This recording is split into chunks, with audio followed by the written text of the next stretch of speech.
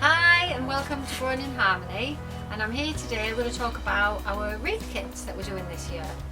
So here's a little box here, and in the box we've got a wreath base which is made from willow, and we've got some wire and some raffia and some string, and then we've got a box full of foliage.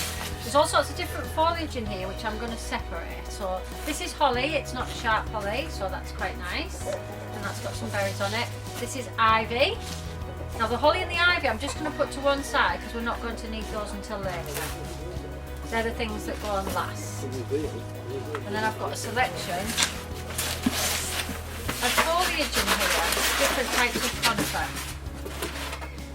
So I've got some traditional garden conifer, Leylandi, and I've got some yew, which you often see in churchyards, and I've also got some Norway spruce, which is your traditional Christmas tree. So I'm just going to lay those out and see what I've got.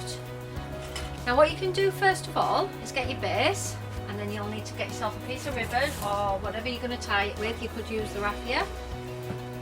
Fold it in half. I've got about 1 metre here. I'm going to pop it this way. I'm just going to pop it under, and then I'm going to thread the loose ends through there, and that's my hanger, and I can just tie a knot in that, or you can tie it however long you want it to be. I'm just going to tie a knot in the end, keep that secure. You may also need some secateurs. They come in handy, or very sharp scissors. Alright, so you can separate it into different types if you like, and have a bit of a theme going on. On our illustration we've actually used Norway spruce first, and you literally grab the end and shove it in anywhere you like, anywhere on the wreath. You can see I've started halfway down the side there. Push it through. You might need to be a bit firm with it. There you go, look, I'm pulling it through, and don't worry if it sticks up because we can sort that out later.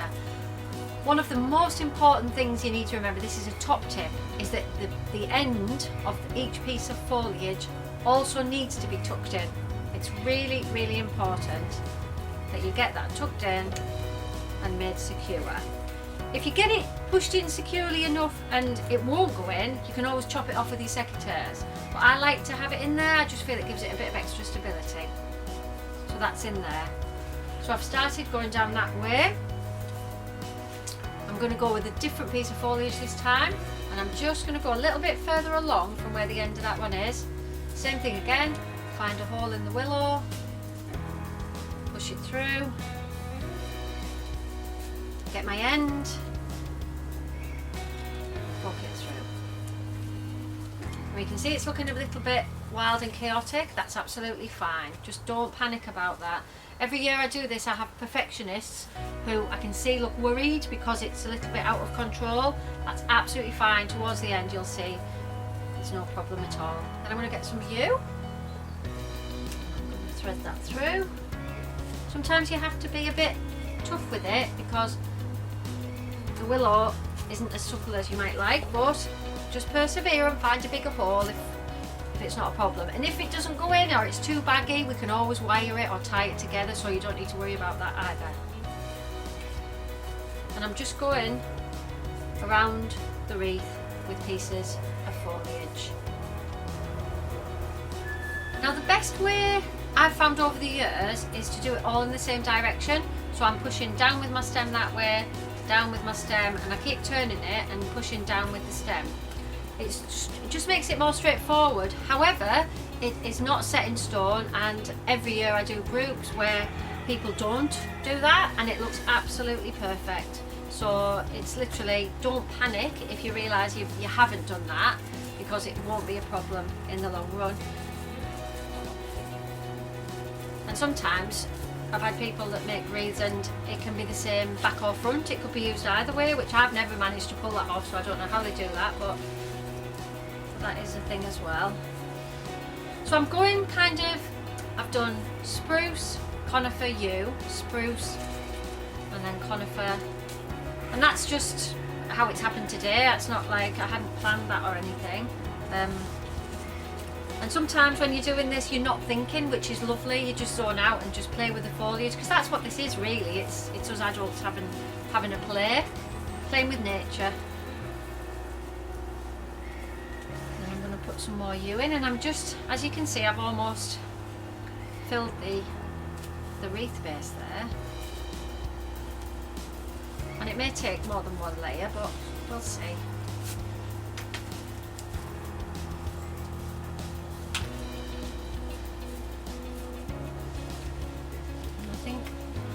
Some of this lime green one in the bottom.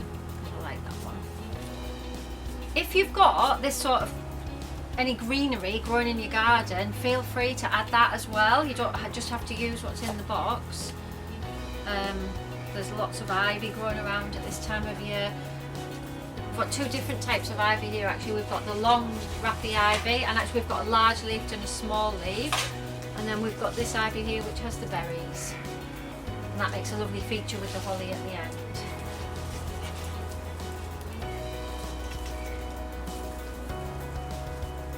If you don't tie your ribbon on, first of all, you may have to step back and have a look at which is your top and your bottom, because the wreath can be turned around and actually go more than one way. So I've got, if I hold it like that, you can actually see if I hold the foliage in, it's getting there. And I'm just going to have a look at it now, step back and have a look and see where it needs some foliage added. So it's a bit thinner this side than it is that side, so I'm going to pop a bit in here. This is just me filling in the gaps.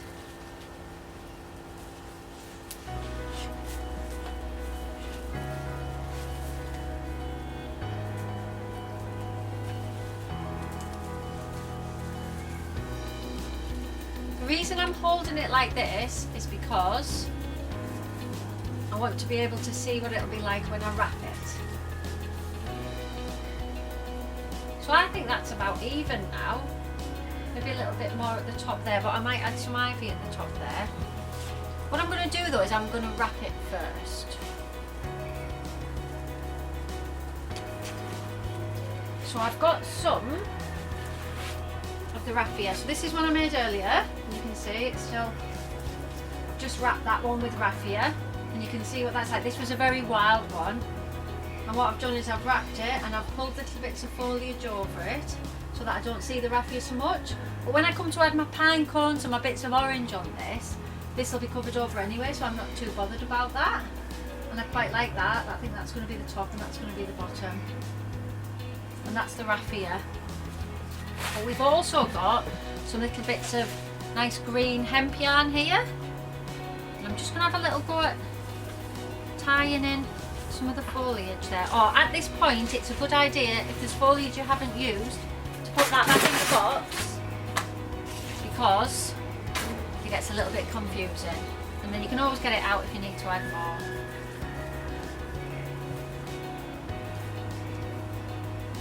So I'm literally just going to tie it round and tie it in a knot. I'm just going to try and pull that foliage together a bit. But you can use anything if you had a particular coloured wool that matched your colour scheme, or you could use wire. There's wire in there as well. So I'm just getting my pieces of string and I'm tying it around. I've put about 3 pieces in and you can see it's starting to take more shape.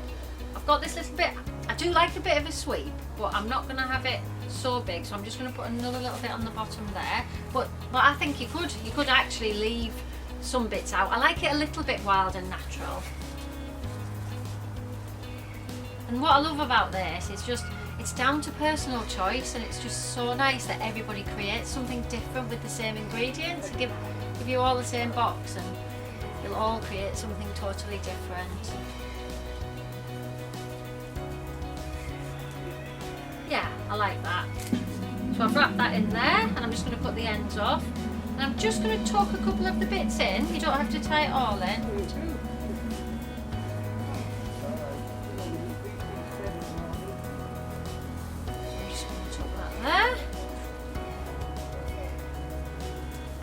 this point it might be worth, if you can, hanging it up or propping it up and just holding it away from yourself and just looking at it and see if there's any gaps.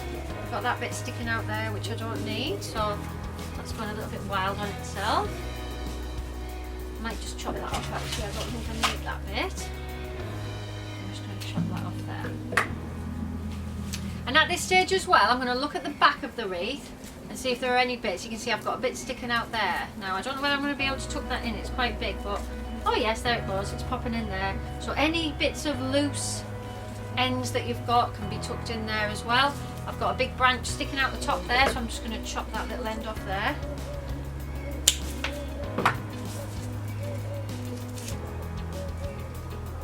Yeah, I'm quite happy with that because now I'm going to add, like I said, the ivy and the holly are almost like embellishments. They're your extra bits at the end. So I'm just going to decide where I'm going to put those.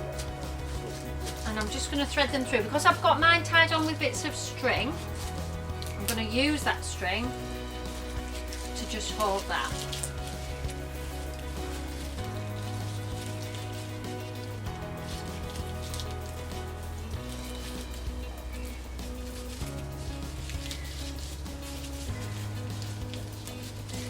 Tuck that in there.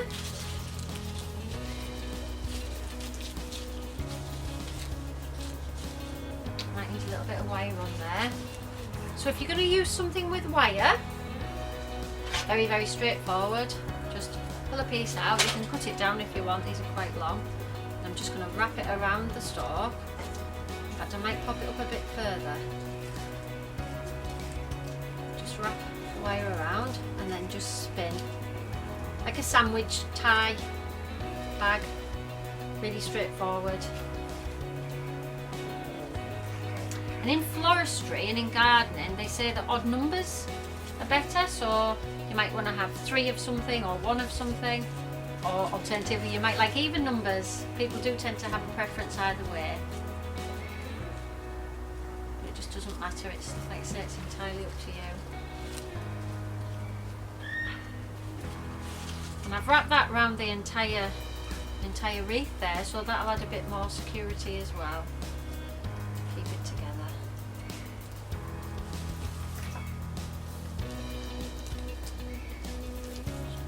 Stalk through there. I'm going to clear it that way.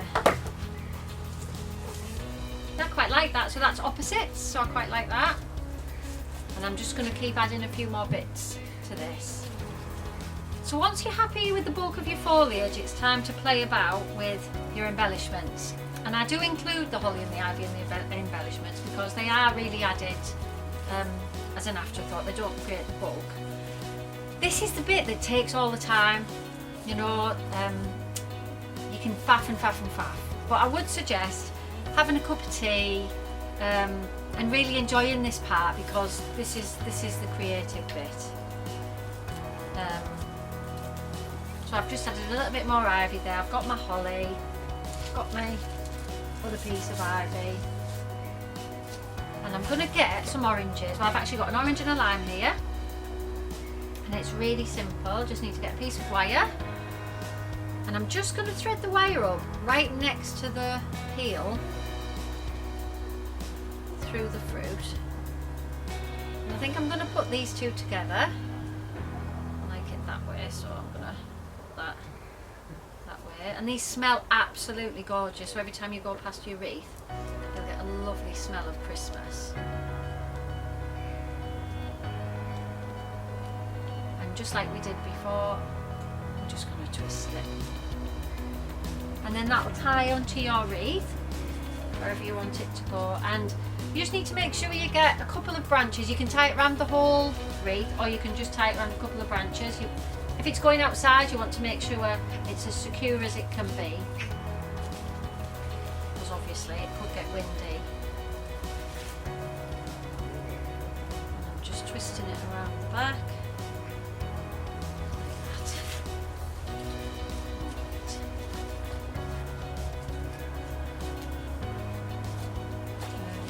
That's that. And then I think I'm going to have a pine cone on there as well. So I've got a biggish pine cone here. Same thing with the wire. Pop the wire around the scales of the pine cone. Around the bottom's best. So you can see I've got it all around the bottom there. And I'm just going to twist the wire again. And that's it. It's really, really straightforward but very effective.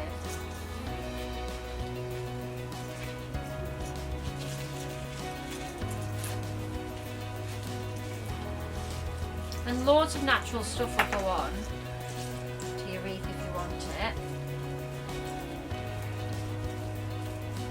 You might find feathers that you could put on, they're quite popular now. Might be dead flower heads in your garden, things like poppy heads are really nice. Honesty, they're really good as well, they dry really nicely. And I'm not adding much to this, you can add a lot or a little, it's entirely up to you. Now, if you prefer a little bit more bling, you can always add something like these beads, so you can use these to wrap as well. Literally just wrap them around the wreath, put them round, and that'll get the effect there. You just wrap it round, so you could use them. You can go for colour coordination, so you could have silver, go for silver baubles, maybe some silver ribbon. You could spray paint some pine cones silver. I've got some wired ribbon here, I just found a little piece of it in my box, so I've just tied it into a little bow. Simple 2 bunny ears and then a knot, and I'm going to pop that on with a bit of wire because I do like a bit of sparkle.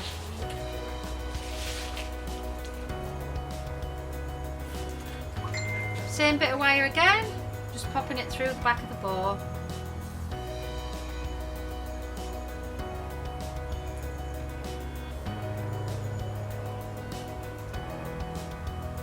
She says, doesn't want to go through. There we are, that'll do.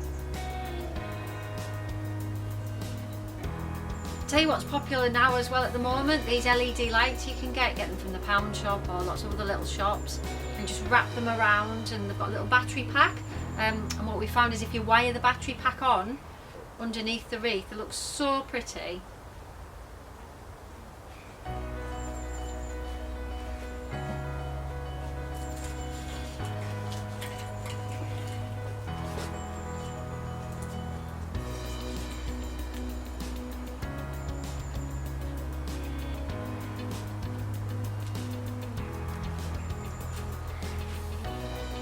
I do like odd numbers, so I'm going to put, this is just cut off a Christmas decoration, a couple of little red sparkly bits, so I'm going to add them to make that my third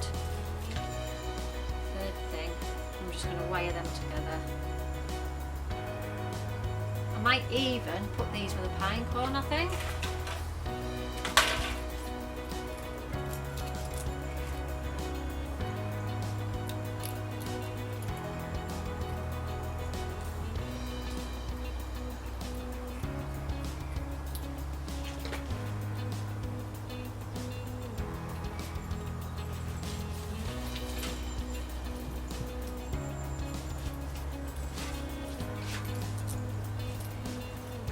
Some concentration for me, this. It is fun though, it's really, really good fun. Okay. I think that's me done now. I think I'll leave it like that. Although saying that, I'll probably look at it in an hour or so and I might add a little bit more to it, but that's fine, it's yours, you can play with it as much as you like. So there's my finished wreath, I'm quite happy with that. So here I am with my finished wreath. I've been and I've faffed a bit. It was a little bit fast on the video, and I think you need to take about an hour, really, if I'm honest, to just really enjoy the process. So I've added a few little bits and pieces, and I'm quite happy with that now. You can do a bit too much, so it's like it's knowing when to stop, but just enjoy the process. And just a couple of tips. The most common things that come up every year is that people struggle with the ends of the foliage. So tip 1 is remember to tuck the ends of your foliage in, the woody end. Always tuck it in as much as you can. Tie it on if need be, or even chop it off. but just make sure they're nice and secure. Next thing is stand back and have a look at your wreath. Let it just let it sink in. Sometimes when you're looking at it a lot, it's just all greenery, but when you stand back and have a look, or you hang it up, it just takes on a whole new visual. And then enjoy it. It's supposed to be a really fun process, and most of the people that we do wreath making with come back year after year or do it themselves. It is something that's really good fun, and hopefully it'll become a Christmas tradition for you like it has for us.